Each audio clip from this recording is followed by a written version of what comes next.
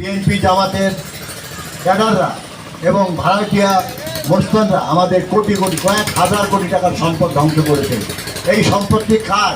যে সম্পত্তি কিন্তু শেখ হাসিনার না, এই সম্পত্তি কিন্তু সেজুদ্দিন না। এই সম্পত্তি আপনার আমাদের রেভিনিউর টাকা দিয়ে এই সম্পদ নষ্ট করে। আজকে মেট্রো রেলের দুটো স্টেশন ধ্বংস করে দিয়েছে। এই দুটোর কয়েক হাজার কোটি টাকা খরচ হবে এই সংশোধন করতে গেলে। ক্ষতিগ্রস্ত কারা হবে? আজকে অনেকে পিছন দরজা দিয়ে ক্ষমতায় যাওয়ার জন্য এদেশের জনগণকে বিভ্রান্ত করছে। বিভ্রান্ত করে দেশে উচ্ছৃঙ্খল অর্থনৈতিক ক্ষতি করলে সেটা ক্ষতিগ্রস্ত হবো আমরা, কারণ এরা তো এসি রুমের মধ্যে থাকে। এদের ছেলে মেয়েরা কিন্তু আন্দোলনে কোনোদিন গুলি খেয়ে মরে না। আপনি দেখবেন কোনো নেতা, এই বিরোধী দলের নেতা যারা বড় বড় বক্তৃতা দেয়, তাদের সব ছেলে মেয়ে লন্ডন, আমেরিকা, অস্ট্রেলিয়া পড়াশুনো করে। আর আমাদের মধ্যবিত্ত ছেলেরা তাদেরকে ভুল বুঝিয়ে বিভ্রান্ত পথে বিভ্রান্ত করে আজকে এই আন্দোলন নামে যে ধ্বংসাত্মক কার্যকলাপ করেছে। আজকে 137 জন ছেলে মেয়ে, শ্রমিক সহ বিভিন্ন পেশার মানুষ মারা গেছে। এই এদের জন্য কিন্তু এদের কোনো দরদ নেই। এদের দরকার গদি।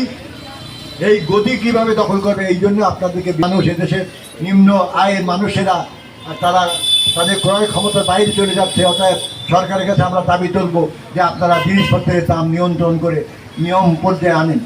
কিন্তু আজকে এই সমস্ত ধ্বংস করে আপনারা যে দেশের ক্ষতি করলেন, এই ক্ষতির মূল্য তো দিতে হবে আমাদেরকে। তো শেখ হাসিনাও দেবেন না, বা আওয়ামী লীগ সরকারও দেবে না।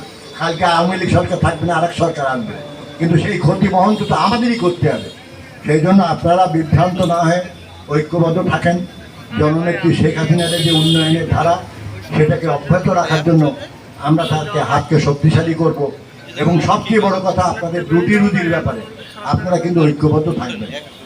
আমাদের এই চেয়ার নিয়ে, নেতৃত্ব নিয়ে কিন্তু আমাদের মধ্যে সবসময় বিভেদ সৃষ্টি হয়।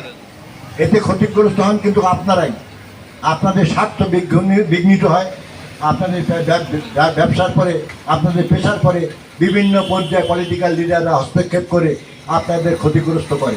সেই জন্য আপনাদের অনুরোধ, আজকে যে নেতৃত্ব আপনাদের সামনে উপস্থাপন করলেন মাননীয় সংসদ, সেই হিসেবে আপনাদের সর্বসম্মতি মতেই হয়েছে, এটা আমরা বিশ্বাস করি। গণতান্ত্রিক পন্থায় হয়েছে। ওই নেতার প্রতি আস্থা রেখে আপনারা আগামী দিন ঐক্যবদ্ধভাবে চলবেন। শুধুমাত্র ব্যক্তিগত স্বার্থের জন্য বা ব্যক্তিগত কারণে আপনারা দলাদলি না করে, কোনো নিজেদের মধ্যে কোনো ভুল বোঝাবুঝি হলে মারামারি বা আত্মগ্রহ না করে এক জায়গায় বসে আপনাদের জেলার যার শ্রমিক নেতৃবৃন্দ আছেন, আপনাদের যে পরিচালনা কমিটি আছেন, বসে আপনারা আমাদের সমাধান করবেন। এবং